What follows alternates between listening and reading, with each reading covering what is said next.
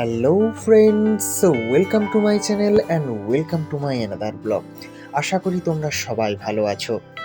একই শীতের মরশুম, ডিসেম্বর মাস চলছে, সেই মুহূর্তেই সবাই পিকনিক করছে। সেই জন্য আমরাও পিকনিক করতে বেরিয়ে গেলাম গনগনি, যেটা বাংলার গ্র্যান্ড ক্যানিয়ন নামে বিখ্যাত। আমরাও পুরো পরিবারকে নিয়ে গাড়িতে করে চলে গেলাম সেই গনগনির উদ্দেশ্যে। বনের মাঝখানে পাকা রাস্তার উপর যেতে যেতে আমরা পৌঁছে গেলাম সেই জায়গাতে। ওখানে পৌঁছে আমরা সকালে টিফিনের ব্যবস্থা করে নিলাম। মুড়ি, চপ এবং আরও কিছু ছিল, যেটার জোগাড়জান্তি আমাদের পরিবারের সদস্যরাই করছে। একদিকে ভাত চাপানো হয়ে গেছে, এই ওভেনে ভাত হচ্ছে। অন্যদিকে যে মাংসটা বাড়ি থেকে নিয়ে আসা হয়েছিল, সেটাতে তেল মশলা দিয়ে ম্যারিনেট করে রাখার প্রস্তুতি পর্ব চলছে। এখানে রান্নার প্রস্তুতি পর্ব শুরু হয়ে গেছে। একটার পর একটা রান্না হতেই থাকবে। বাড়ির সদস্যরাও এক কাছেই রয়েছে, তো এনাদের মতো কাজ করুক। তো চলুন আমরা একটু বাইরের দিকে ঘুরে আসি। এর পাশেই রয়েছে বড় বড় খাদান এবং ল্যাটেরাইট মৃত্তিকা অর্থাৎ লাল মাটির বড় বড় স্তূপ, যেগুলো বৃষ্টির কারণে বিভিন্ন আকৃতি ধারণ করেছে, যার কারণে দূর থেকে এর দৃশ্য যতটা সুন্দর লাগছে, আবার কাছকে গেলে এর দৃশ্যটা ততটাই ভয়ঙ্কর। কারণ এই উঁচু উঁচু সৌন্দর্যতাপূর্ণ ল্যাটেরাইট মৃত্তিকার স্তূপের ওপর দাঁড়িয়ে থাকতে যতটা সুন্দর লাগে, ততটাই এর ভয়ানক পরিণতিও হতে পারে।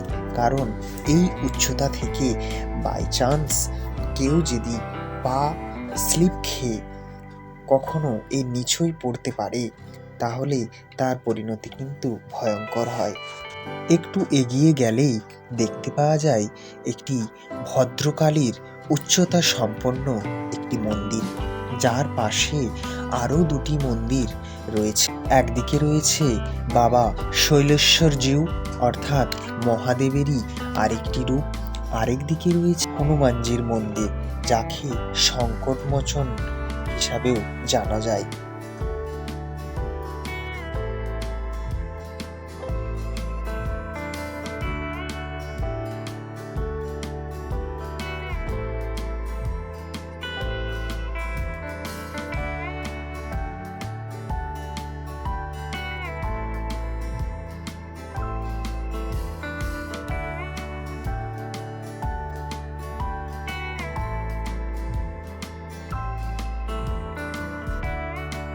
একটু এগিয়ে গেলেই ওই মন্দিরের এরিয়ার মধ্যেই রয়েছে নন্দীদেবের একটি মূর্তি, তারই সোজাসুজি রয়েছে ভদ্রকালীর মহামন্দির।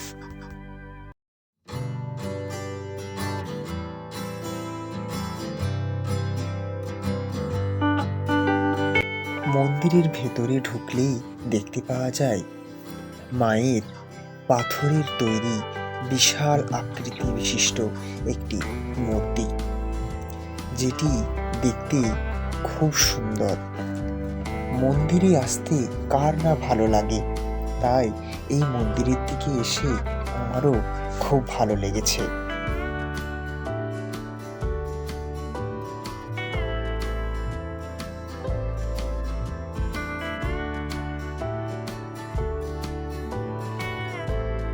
মায়ের মূর্তির ঠিক নিচেই রয়েছে বাবা ভৈরবনাথের শিবলিঙ্গ অর্থাৎ দেবাদিদেব মহাদেবের শিবলিঙ্গ।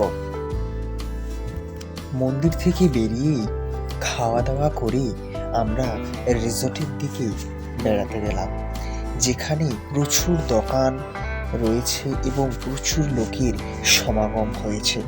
দেখতে খুব ভালো লাগলো এবং একদিন এখানে সময় কাটাতে পেরে খুবই ভালো লাগছে। এই সেই রিসর্ট, যার ভেতরে ঢোকার জন্য এই সময় টিকিটের ব্যবস্থা করা হয়েছে, কিন্তু অন্য সময় আমি যখন এর ফুল ভিডিও করতে এসেছিলাম সেখানে আমার কোনো টিকিট লাগেনি। তাই এই জায়গার সম্বন্ধে পুরো ডিটেলস আমি ওই ভিডিওতে দিয়ে রেখেছি। তো ওই ভিডিওটা আমারই এই চ্যানেলেতেই দেওয়া রয়েছে। সবারই মতো আমরাও সিঁড়ি ভেঙে নিচেতে নামলাম।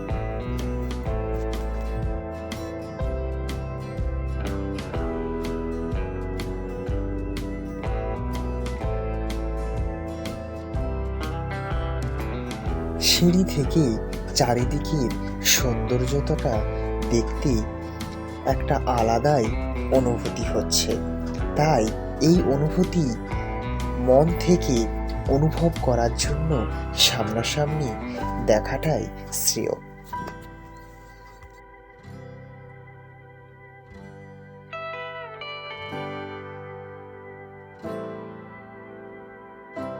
চারিদিক প্রচুর লোকের সমাগম হয়েছে।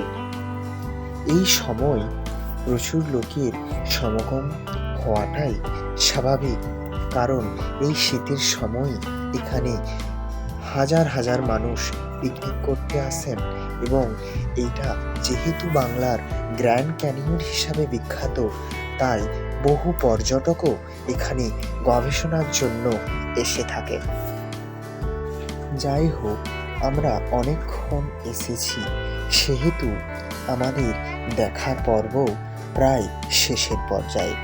তাই আমরা কিছুক্ষণ পরই বাড়ির উদ্দেশ্যে রওনা দেব। তাই আমার ব্লগটি এখানেই শেষ করলাম। আমার ভিডিওটি ভালো লাগলে অবশ্যই আমার চ্যানেলটিকে সাবস্ক্রাইব করবেন, লাইক, শেয়ার এবং কমেন্ট অবশ্যই করবেন। ধন্যবাদ।